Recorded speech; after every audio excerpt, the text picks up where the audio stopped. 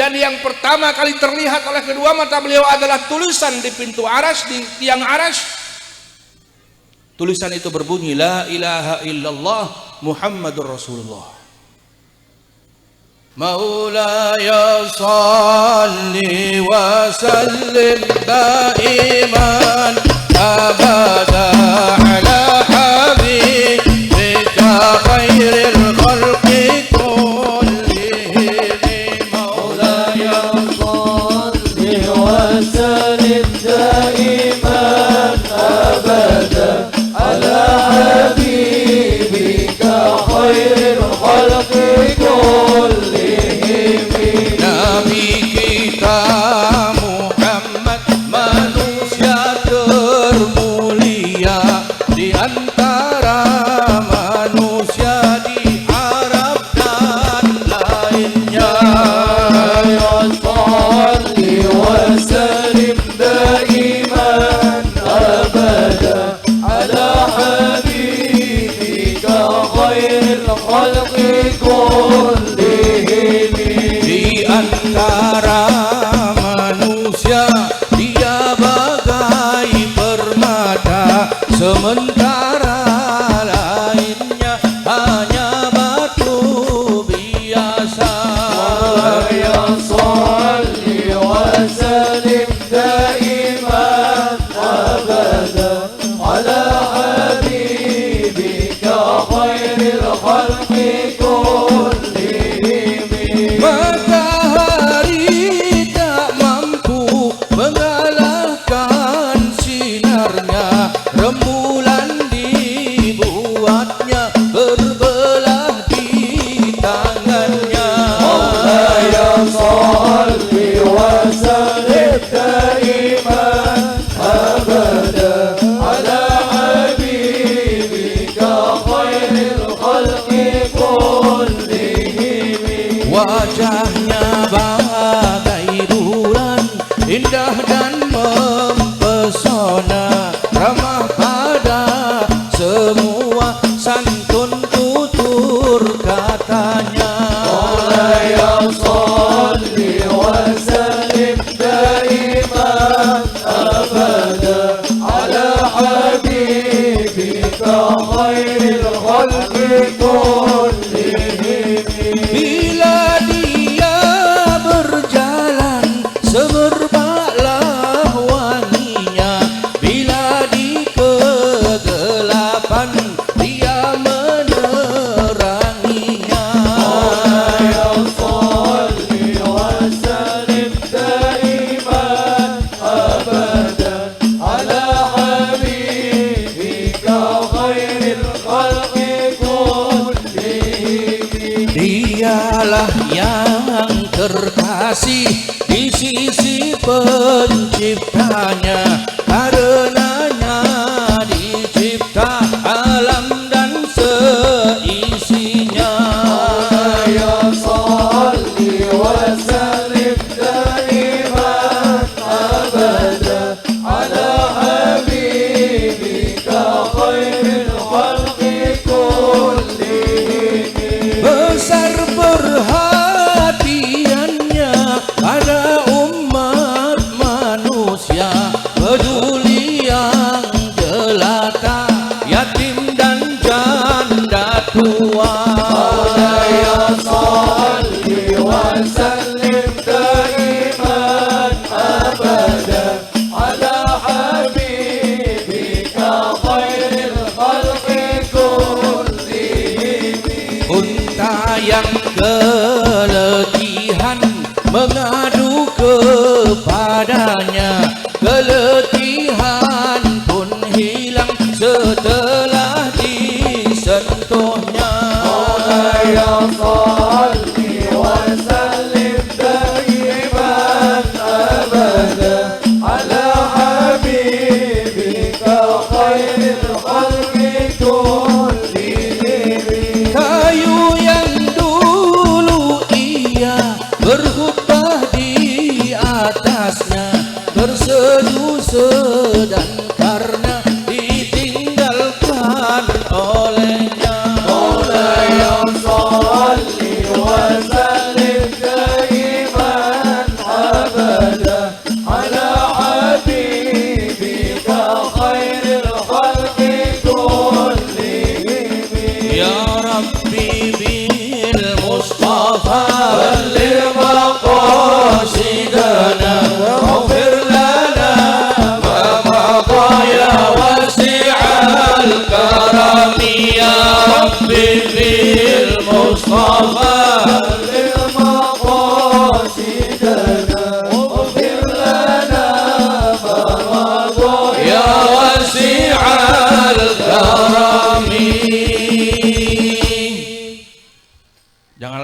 kasihan ini.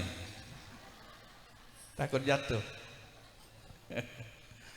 Alhamdulillah. Panitia, berapa menit saya? Sekarang jam 10.49. Sampai jam berapa? Mana panitia? Sampai jam 11 berarti 10 menit saja.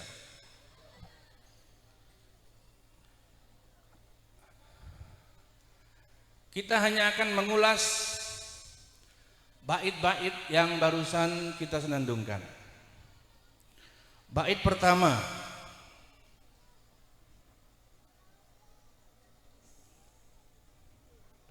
Nabi kita Muhammad manusia termulia di antara manusia di Arab dan lainnya. Yang kedua, di antara manusia dia bagai permata, sementara lainnya hanya batu biasa. Muhammadun basharun wa laysa kal bashari bal huwa yaqutatun wan nasu kal hajari. Nabi Muhammad adalah manusia seperti kita, sama-sama manusia, tapi beliau berbeda. Beliau istimewa, bagaikan batu permata. Batu permata dan batu koral sama-sama batu, tapi batu koral satu truk berapa harganya? Berapa? Mana yang ngerti harga batu? Ada tukang di sini. Batu koral satu truk berapa harganya? Nah, enggak jauh dari 1 juta lah. Satu truk. Tapi batu permata satu biji, harganya ada yang miliaran. Sama-sama batu, tapi batu permata adalah batu yang istimewa. Sama-sama manusia, tapi Nabi Muhammad SAW adalah manusia yang istimewa. Matahari tak mampu mengalahkan sinarnya, rembulan dibuatnya berbelah di tangannya. Matahari tidak mampu mengalahkan sinar Nabi Muhammad SAW. Ini bukan bahasa kiasan, bukan bahasa puisi, bukan hanya ibarat, tapi suatu hal yang nyata bahwa Rasulullah SAW apabila beliau sedang berada di bawah terik matahari di siang hari yang panas, Nabi itu tidak ada bayangannya. Tidak ada bayangannya. Artinya apa? Artinya cahaya Nabi lebih terang dari matahari. Karena kalau matahari lebih terang dari Nabi, niscaya akan ada bayangannya. Matahari di hadapan Rasulullah SAW, maka matahari tidak bisa mengalahkan sinar cahaya Nabi Muhammad SAW. Sementara rembulan di tangan Nabi, rembulan itu pernah berbelah di tangan Nabi. Cerita yang sangat masyhur yang insya Allah semua hadirin sudah pernah mendengarnya. Wajahnya bagai bulan, indah dan mempesona, ramah pada semua, santun tutur katanya. Rasulullah SAW memiliki wajah yang sangat tampan, yang seandainya Nabi Muhammad itu tidak memiliki wibawa yang luar biasa, niscaya ketampanan Nabi Muhammad SAW akan memabukkan para wanita lebih dari yang terjadi pada Nabi Yusuf. Pernah dengar kan cerita Nabi Yusuf? Wanita-wanita yang terpesona melihat wajah tampan Nabi Yusuf ketika mereka memegang pisau dan buah-buahan, maksudnya hendak mengupas buah-buahan itu karena terpesona oleh ketampanan Nabi Yusuf alaihissalam, mereka nggak sadar yang diiris bukan buah tapi tangannya. Tangan berdarah-darah, mereka nggak merasakan sakitnya. Tangan yang teriris itu karena terpesona dengan wajah Nabi Yusuf alaihissalam. Kalau bukan karena wibawa Nabi Muhammad SAW yang luar biasa, niscaya wanita-wanita di Makkah ketika itu lebih terpesona daripada wanita yang terpesona oleh ketampanan Nabi Yusuf alaihissalam. Bila dia berjalan, semerbaklah wanginya. Bila di kegelapan, dia meneranginya. Nabi itu wangi, Bapak Ibu, wangi tanpa parfum. Memang asli keringat beliau wangi, badan beliau wangi, dan wanginya khas. Tidak ada minyak wangi di toko dijual seperti wanginya badan Nabi, khas. Dan Nabi itu bila berjalan di sebuah jalan, beberapa menit tak hilang wanginya. Beberapa menit tidak hilang wanginya, sehingga kalau ada orang jalan di sebuah lorong kemudian mencium bau itu, bau yang khas itu, mereka tahu, Nabi barusan lewat, ini wanginya. Mereka mengenal wangi khas Rasulullah SAW, sehingga mereka bila berjalan di sebuah lorong dan mencium wangi itu, mereka tahu bahwa Nabi barusan lewat di jalan itu.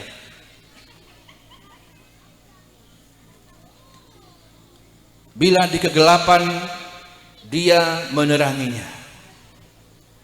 Satu ketika Siti Aisyah radhiyallahu taala anha, beliau sedang menjahit di dalam rumah, dan tiba-tiba jarumnya terjatuh, Bapak Ibu. Beliau pun mencari, karena rumah beliau bukan marmer, bukan keramik warna putih, tapi tanah, sehingga jarum itu susah dicari, nggak ketemu. Lama beliau mencari. Tiba-tiba Rasulullah masuk ke dalam ruangan, dan nampaklah jarum itu dengan jelas, dengan terang oleh Siti Aisyah radhiyallahu taala anha. Beliau pun berkata, "Ya Rasulullah, betapa engkau bercahaya. Saya dari tadi mencari jarum gak ketemu." Bilang, "Kau masuk langsung terlihat dengan jelas." Jarum yang kecil di tanah yang gelap. Itu adalah cerita Siti Aisyah radhiyallahu taala anha. Dialah yang terkasih di sisi penciptanya, karenanya dicipta alam dan seisinya. Dalam sebuah cerita yang panjang, yaitu ketika Nabi Adam alaihissalam oleh Allah diturunkan dari surga, turun ke bumi, berpisah dengan Siti Hawa. Beliau pun tersiksa dengan rasa takut kepada Allah Subhanahu wa taala karena Allah sedang marah. Juga tersiksa dengan perpisahan, berpuluh tahun, beratus tahun berpisah dengan sang istri. Setiap saat beliau berdoa kepada Allah untuk mendapatkan ampunan, bertaubat kepada Allah, hingga selama itu tidak menjawab. Allah tidak mau berbicara kepada Nabi Adam alaihissalam. Allah sedang marah. Berbagai doa, berbagai cara merayu Allah dilakukan, tapi Allah tak kunjung sudah marahnya. Allah belum mau berbicara dengan Nabi Adam alaihissalam, hingga akhirnya Nabi Adam teringat dengan sesuatu, yaitu ketika pertama kali mata beliau bisa melihat, ketika Allah pertama kali tiupkan ruh dalam tubuh Nabi Adam. Ketika ruh itu sampai pada mata beliau, mata itu pun dapat melihat, dan yang pertama kali terlihat oleh kedua mata beliau adalah tulisan di pintu arasy, di tiang arasy. Tulisan itu berbunyi, "La ilaha illallah Muhammadur Rasulullah."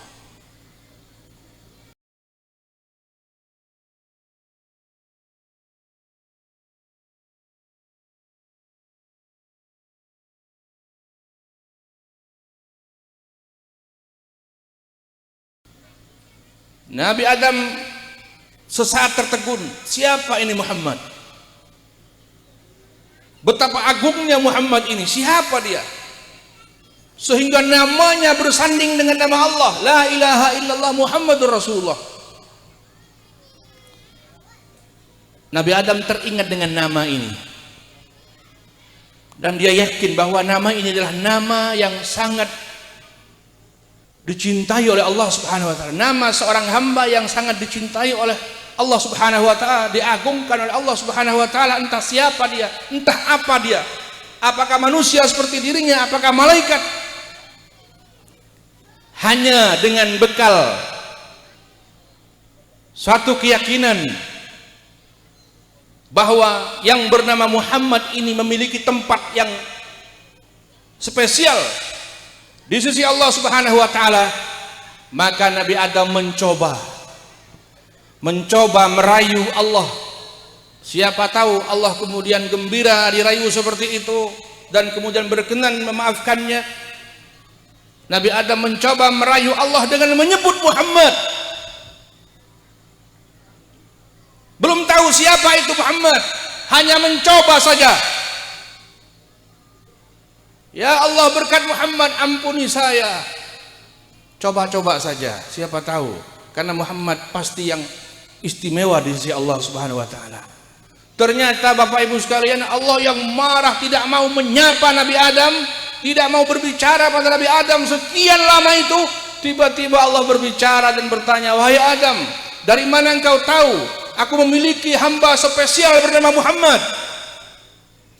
Nabi Adam pun menjawab, saya teringat ya Allah ketika pertama kali mata saya dapat melihat, yang terlihat oleh mata saya ada sebuah tulisan di tiang aras, la ilaha illallah Muhammadur Rasulullah.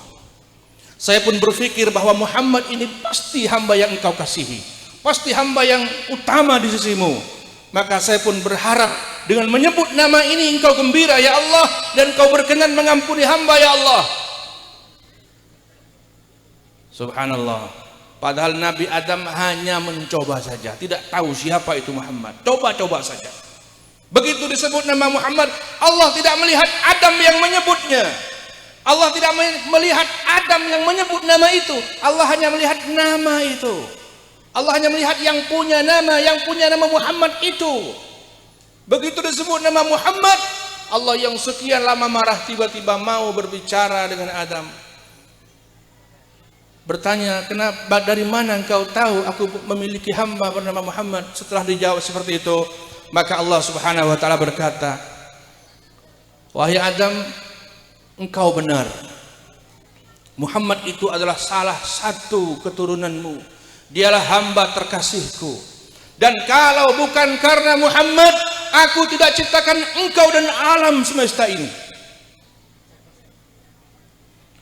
Kalau bukan karena Muhammad, aku tidak ciptakan engkau dan alam semesta ini. Orang Wahabi salah memahami cerita ini, kemudian menjadikan alasan untuk mendhaifkan hadis ini dengan mengatakan berarti Allah terpaksa bikin alam semesta, terpaksa demi Nabi Muhammad. Bapak Ibu sekalian, kalimat kalau bukan karenanya tidak aku ciptakan engkau dan alam semesta ini, artinya itu adalah ungkapan betapa Allah memuliakan hamba terkasih ini. Bukan maksudnya terpaksa membuat kita semua demi Muhammad, tidak. Artinya betapa Allah mengutamakan Nabi Muhammad di antara semua alam semesta ini, dan begitulah Allah mengungkapkan. Sehingga Bapak Ibu sekalian, kalau Nabi Adam saja, Nabi Adam ketika bertawassul kepada Allah Subhanahu wa taala, Nabi Adam ketika merayu Allah Subhanahu wa taala dengan menyebut kekasihnya Nabi Muhammad SAW, padahal Nabi Adam tidak tahu siapa itu Muhammad, tahu saja tidak, apalagi kagum, kenal saja tidak, apalagi cinta, hanya menebak saja, mencoba-coba saja. Ternyata Allah Subhanahu wa taala mengabulkan doanya, Allah menerima taubatnya. Kira-kira kalau ada orang kenal dengan nama Muhammad, bahwa yang bernama Muhammad adalah kekasih Allah. Orang itu mengenal Nabi Muhammad, orang itu mencintai Nabi Muhammad, orang itu merindukan Nabi Muhammad sallallahu alaihi wasallam, kemudian bertawassul kepada Allah, ya Allah, berkat Nabi Muhammad yang aku cintai, berkat Nabi Muhammad yang aku rindukan, kira-kira doa orang ini dengan doa Nabi Adam lebih layak mana diterima oleh Allah? Bu, kira-kira lebih layak mana diterima oleh Allah? Doa Nabi Adam yang menyebut nama Muhammad tak kenal siapa dia, apa doa kita menyebut nama Muhammad sementara kita kenal, bahkan cinta, bahkan rindu kepadanya? Mana yang lebih layak diterima? Doa kita apa Nabi Adam? Doa kita.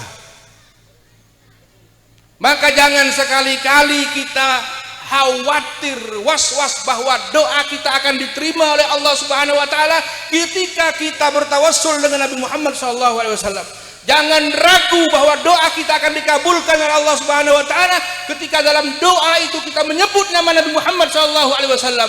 Nabi Adam saja yang belum kenal siapa itu Muhammad menyebut nama Muhammad, doanya dia terima oleh Allah Subhanahu wa taala. Apalagi doa kita yang dari tadi awal kita banyak bersolawat kepada Nabi, memuji Nabi, betapa kita cinta Nabi, betapa kita rindu Nabi.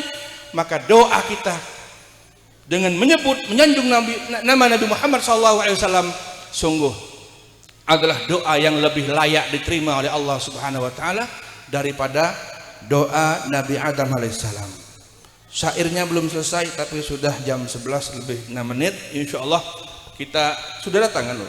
Apa? Ya, sabar sudah. Insya Allah kapan-kapan ketemu lagi bisa dilanjut. Untuk malam ini sekian, kurang lebihnya mohon maaf. Terima kasih kepada panitia dan semuanya. Wabillahi taufiq wal hidayah.